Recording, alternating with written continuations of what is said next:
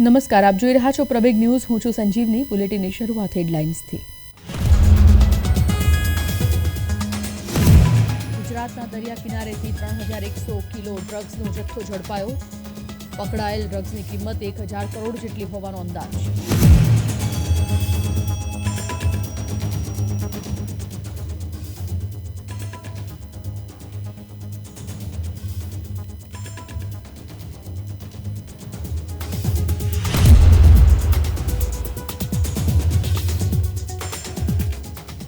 તમિલનાડુને PM મોદીએ 17,300 કરોડના વિકાસના કાર્યોની આપી ભેટ. પ્રથમ સ્વદેશી હાઇડ્રોજન હબ પોર્ટનો સમાવેશ.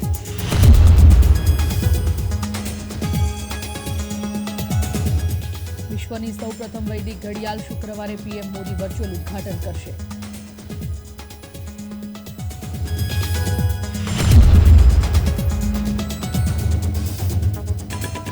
માર્ચ મહિનામાં ખેડૂતો માટે માઠા સમાચાર. હવામાન વિભાગે કરી કમોસમી વરસાદની આગાહી.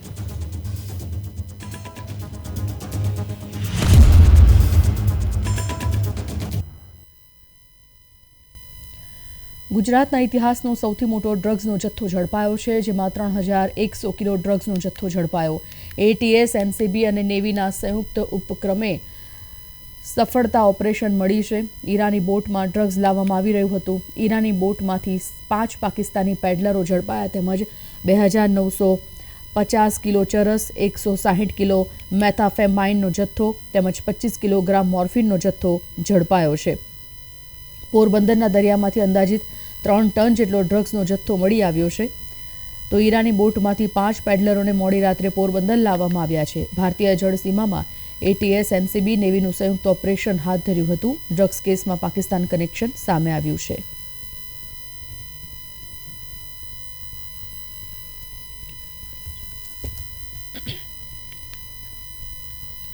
ગૃહમંત્રી અમિત શાહે પોસ્ટ કર્યું કે એનસીબી, નેવી, ગુજરાત પોલીસે સંયુક્ત ઓપરેશનમાં 3132 કિલો ડ્રગ્સનું વિશાળ કન્સાઇનમેન્ટ જપ્ત કર્યું છે. આ ઐતિહાસિક સફળતા ભારતને ડ્રગ મુક્ત બનાવવાની સરકારની અતૂટ પ્રતિબદ્ધતાનો પુરાવો છે.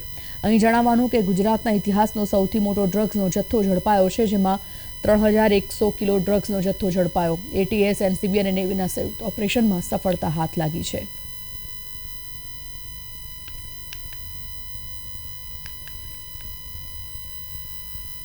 હવાઈ મુસાફરીની ડિમાન્ડ વધી રહી છે, ત્યારે આ ડિમાન્ડને પહોંચી વળવા અને મુસાફરોને વધુ સુવિધાઓ મળે તે માટે કેટલીક એર કંપની દ્વારા અમદાવાદથી નવી ફ્લાઇટ શરૂ કરવાનો નિર્ણય કરવામાં આવ્યો છે. અમદાવાદથી રાજકોટ, હિરાસર માટે સીધી ફ્લાઇટ સેવા શરૂ કરવામાં આવશે અને અમદાવાદથી ઔરંગાબાદ સુધીની સીધી ફ્લાઇટ સેવા શરૂ કરવામાં આવશે. આ બંને ફ્લાઇટ સેવા 31 માર્ચથી શરૂ થશે, જેનાથી મુસાફરોને સીધો ફાયદો થશે.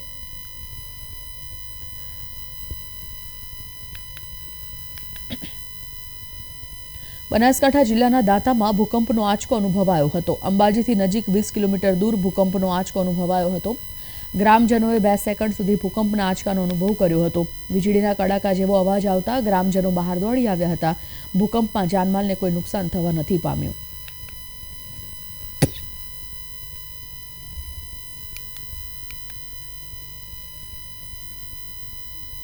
રાજ્યના ખેડૂતો માટે માઠા સમાચાર આવ્યા છે, જેમાં રાજ્યમાં કમોસમી વરસાદની આગાહી છે. 1 થી 3 માર્ચ દરમિયાન હળવા વરસાદની આગાહી છે, જેમાં વેસ્ટર્ન ડિસ્ટર્બન્સના કારણે વરસાદની શક્યતા છે. 1 માર્ચે બનાસકાંઠા, સાબરકાંઠામાં વરસાદની સંભાવના સાથે મહીસાગર, દાહોદ, છોટાઉદેપુર તથા સુરેન્દ્રનગર અને બોટાદમાં પણ હળવા વરસાદની આગાહી કરવામાં આવી છે.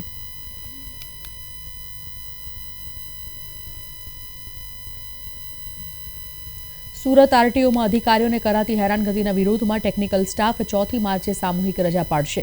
પડતર પ્રશ્નોના નિરાકરણ માટે સોમવારે અને મંગળવારના રોજ ટેકનિકલ સ્ટાફે વિરોધ દર્શાવ્યો હતો. આરટીઓ અધિકારીને આવેદન આપી અને રજૂઆત કરવામાં આવી હતી, છતાં કોઈ નિરાકરણ ન આવતા હવે ટેકનિકલ સ્ટાફ લડી લેવાના મૂડમાં છે. 4 માર્ચના રોજ માસ સીએલ કરી વિરોધ કરવામાં આવશે અને ત્યારબાદ 11 માર્ચના રોજ અમુદતી માસ સીએલ પાડવાની પણ કર્મચારીઓએ તંત્રને ચીમકી આપી છે.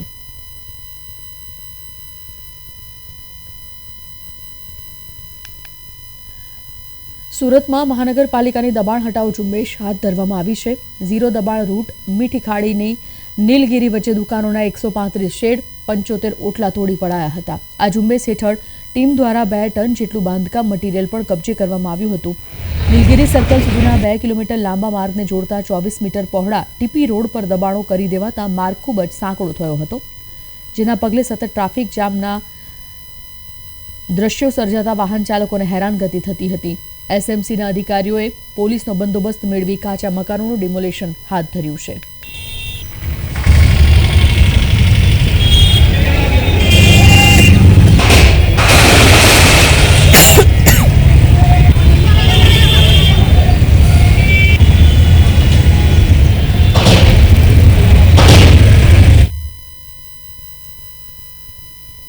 પીએમ મોદી આજે તમિલનાડુમાં છે. આજે તેઓ તમિલનાડુના થુથુકુડીમાં છે. તેમણે અહીં 17,300 કરોડના વિકાસની પરિયોજનાઓનું ઉદ્ઘાટન અને શિલાન્યાસ કર્યો.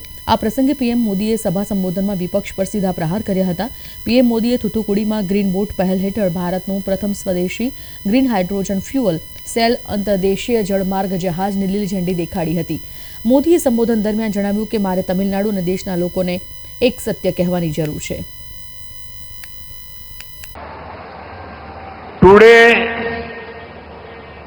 Tamil Nadu is writing a new chapter of progress in Thoothukudi.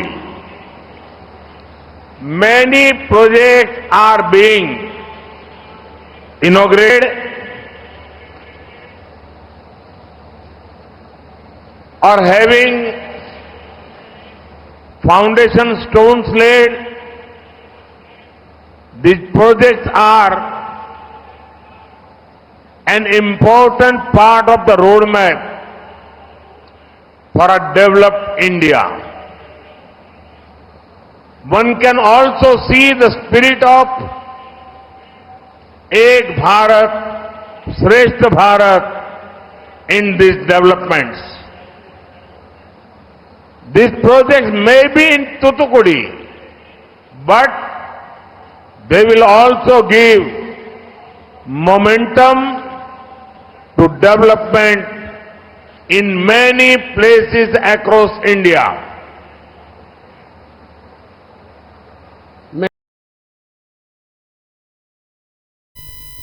દ્વાદશ જ્યોતિર્લિંગ પૈકી એક એવી મહાકાલેશ્વરની નગરી ઉજ્જૈનના નામે વધુ એક સિદ્ધિ લખાઈ રહી છે. ઉજ્જૈનના ગૌઘાટ સ્થિત જીવાજીરાવ વેધશાળા ખાતે જેની લાંબા સમયથી રાહ જોવાતી હતી તે વૈદિક ઘડિયાળ મુકાઈ ગઈ છે. તેનાથી સૂર્યોદય, સૂર્યાસ્તના સમય, સૂર્યગ્રહણ, ચંદ્રગ્રહણ, શુભ મુહૂર્ત સહિતની ઘણી સચોટ જાણકારી મળી શકશે.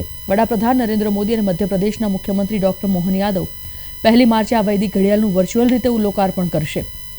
ઉજ્જૈન નગરી પહેલાથી કાલગણનાનું કેન્દ્ર રહી છે. ઉજ્જૈનમાંથી કર્કવૃત્ત પસાર થાય છે અને ઉજ્જૈનને મંગળ ગ્રહનું જન્મસ્થાન પણ મનાય છે. વિક્રમ સંવતનો આરંભ પણ ઉજ્જૈનથી જ થાય છે. તેથી અહીંની જીવાજીરાવ વેધશાળામાં 80 ફૂટ ઊંચા ટાવર પર વિશ્વની પહેલ વિધિ વૈદિક ઘડિયાળમાં મૂકવામાં આવી છે.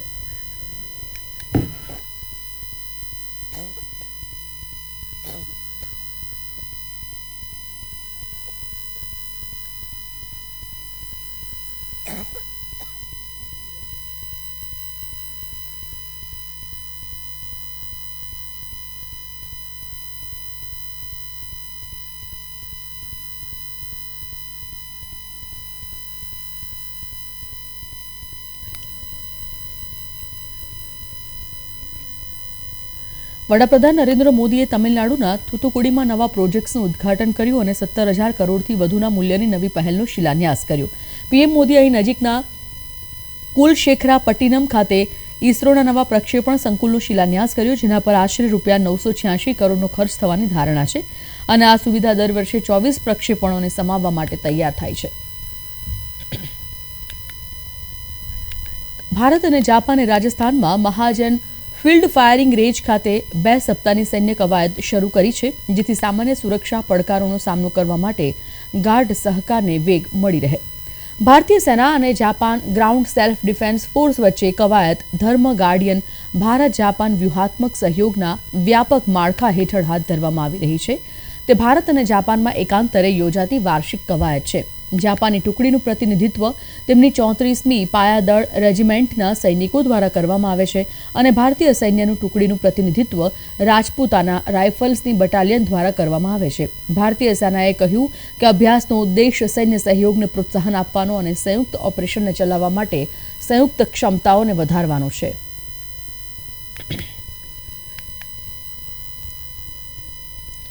રશિયા યુક્રેન યુદ્ધને 2 વર્ષ વીતી ગયા પરંતુ હજી કોઈ સમાધાન નથી મળ્યું. તેવામાં પેરિસમાં 20 યુરોપિયન નેતાઓની મીટિંગ શરૂ થઈ છે. તેમાં ફ્રાન્સના પ્રમુખ ઇમેન્યુઅલ મેક્રોને સ્પષ્ટ કહ્યું છે કે તેઓ યુક્રેનમાં તેમના સૈનિકો મોકલવાનો ઇનકાર કરતા નથી.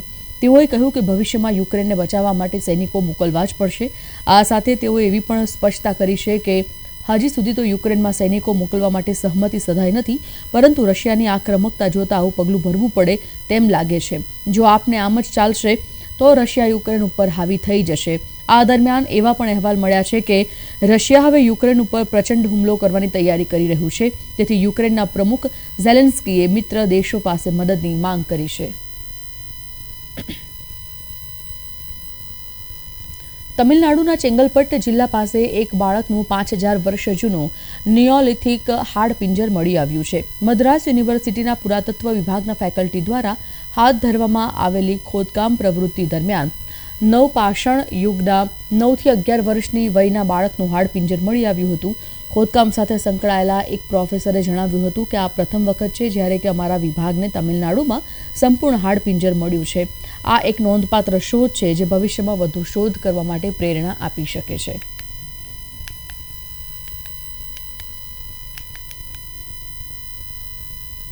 ઇંગ્લેન્ડ અને ભારત વચ્ચેની 5મી અને અંતિમ ટેસ્ટ મેચ 7 માર્ચથી ધર્મશાલામાં શરૂ થશે. આ પહેલા ઇંગ્લેન્ડની ટીમ ચંદીગઢ ખાતે બેંગાલુરુમાં એક સપ્તાહ માટે વિરામ લેશે. આ સમયગાળા દરમિયાન ટીમને નેટ સુધી પહોંચાડવાની ઘણી ઓછી આશા છે. રાંચીમાં રમાયેલી ચોથી ટેસ્ટમાં 5 વિકેટથી હાર્યા બાદ ઇંગ્લેન્ડ આ શ્રેણીમાં 1-3થી પાછળ છે. ઇંગ્લેન્ડની આખી ટીમે બીજી અને ત્રીજી ટેસ્ટ વચ્ચે લાંબો વિરામ મેળવ્યા બાદ અબુધાબીમાં પોતાનો ફ્રી સમય પસાર કર્યો હતો. ઇંગ્લેન્ડની ટીમે ધર્મશાલા ટેસ્ટ પહેલા પોતાનો ખાલી સમય પસાર કરવા માટે ચંદીગઢ અને બેંગાલુરુને પસંદ કર્યા છે.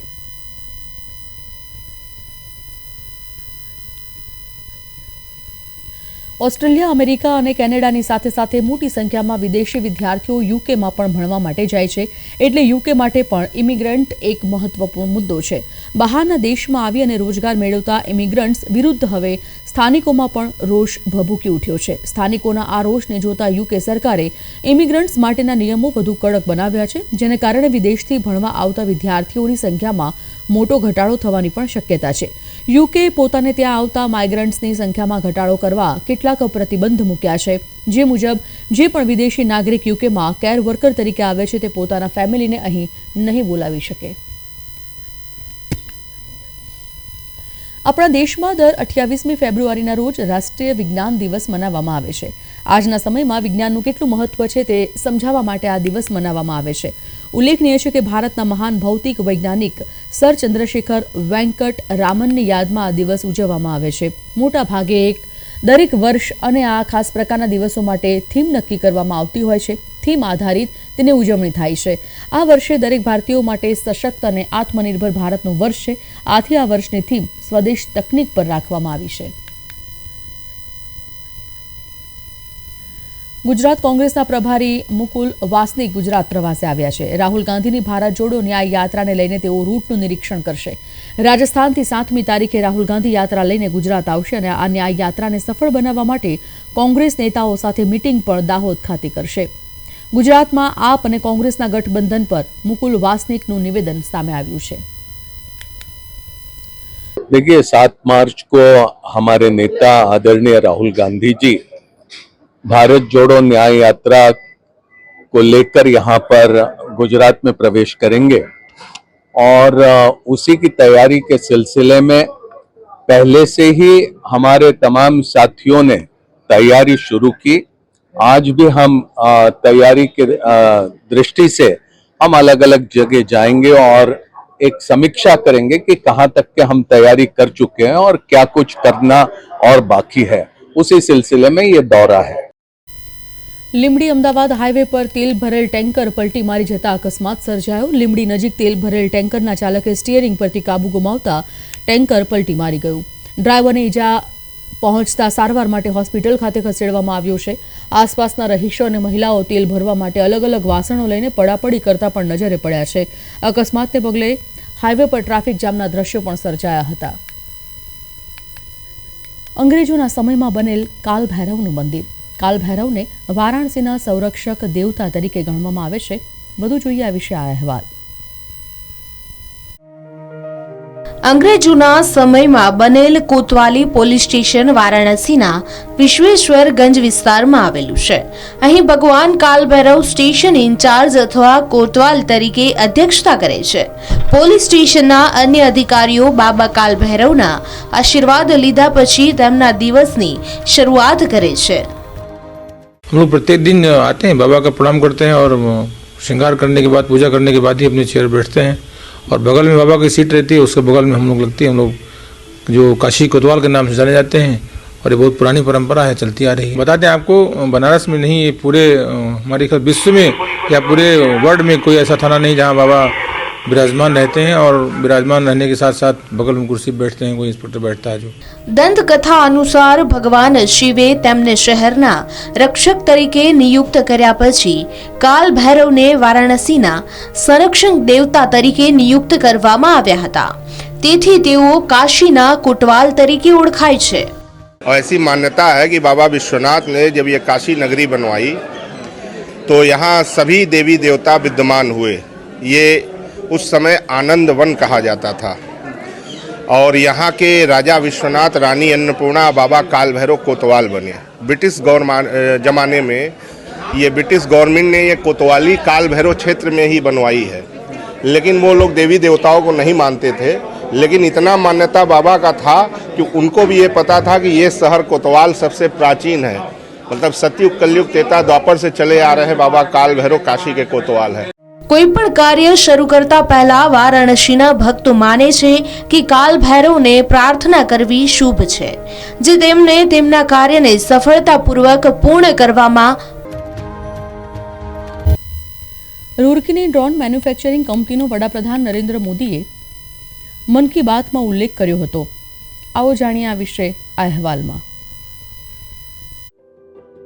25 ફેબ્રુઆરીએ મન કી બાત કાર્યક્રમમાં વડાપ્રધાન નરેન્દ્ર મોદીએ ઉત્તરાખંડના રૂરકીમાં રોટરી પ્રિસિઝન ગ્રુપ નામની કંપનીનો ઉલ્લેખ કર્યો હતો. આ કંપનીએ વાઇલ્ડ લાઇફ ઇન્સ્ટિટ્યૂટ ઓફ ઇન્ડિયાના સહયોગથી ડ્રોન બનાવ્યું છે, જે કેન નદીમાં ઘડિયાળો પર નજર રાખવામાં મદદ કરી રહ્યું છે. आज युवा एंटरप्रेन्योर्स भी वन्य जीव संरक्षण और इको टूरिज्म के लिए नए नए इनोवेशन सामने ला रहे हैं. उत्तराखंड के रुड़की में रोटर प्रिसिजन ग्रुप्स ने wild life institute of India के सहयोग से ऐसा ड्रोन तैयार किया है जिससे केन नदी में घड़ियालों पर नजर रखने में मदद मिल रही है. वन्य जीवों के संरक्षण की दिशा में इस तरह के हर प्रयास से हमारे देश की जैव विविधता और समृद्ध हो रही है. ये सर्वेइंग एंड मैपिंग का ड्रोन है, तो किसी भी प्रकार की सर्वे में काम आ सकता है. नदी में जो है कभी मालूम नहीं था कि कितने घड़ियाल वहाँ पे हैं, तो उस पार्ट का जब सर्वे किया गया तो बड़े कैमरे से हमें ये पता चला कि उस टाइम पे वहाँ पे 20 लगभग घड़ियाल मौजूद थे और पाए गए. આ કંપની 2017થી સર્વેલન્સ અને મેપિંગ માટે ડ્રોન બનાવી રહી છે. કંપનીના ડાયરેક્ટરનો દાવો છે કે તેમના દ્વારા બનાવવામાં આવેલા ડ્રોન બેજોડ છે. ये ड्रोन भी जब डिज़ाइन और डेवलपमेंट किया गया था तो लार्ज स्केल मैपिंग के लिए किया गया था. और आज भी जो सबसे successful large scale mapping drone है वो यही ड्रोन है. ट्रिनिटी F90+ इसका नाम है. F90 इसलिए बोलते हैं कि 90 मिनट तक उड़ सकता है. कोई और ड्रोन नहीं है जो इतना लॉन्ग इंड्योरेंस ड्रोन हो. और मल्टीपल पेलोड के साथ उड़ता है. कोई भी पेलोड आप उड़ा सकते हो उसके अंदर. और हर पेलोड के साथ सर्टिफाइड है DGCA से. કંપનીના ડિરેક્ટરે મન કી બાત કાર્યક્રમમાં તેમના નામ અને કામનો ઉલ્લેખ કરવા બદલ વડાપ્રધાનનો આભાર માન્યો. बहुत अच्छा लगता है कि जब जो सुप्रीम लीडर है वो आपको एक्नॉलेज करे और इतनी छोटी कंपनी को भी ध्यान में रखे और लोगों को बताए इस छोटी सी कंपनी के बारे में। हिंदुस्तान का पहला ड्रोन ऑर्डर हमें मोदी जी की वजह से मिला और आज उन्हीं की वजह से सबसे ज़्यादा बड़ी फ्लीट पूरी दुनिया में हम लोग मेंटेन कर रहे हैं इंडिया के अंदर, जो करीब 500 ड्रोन की है। बहुत अच्छा लगा। ડ્રોનનો ઉપયોગ કૃષિ, લેન્ડ મેપિંગ અને વાઇલ્ડ લાઇફ કાઉન્ટિંગ સહિતના ઘણા ક્ષેત્રોમાં સર્વેક્ષણ માટે થઈ શકે છે. બ્યુરો રિપોર્ટ, પ્રવેગ ન્યૂઝ.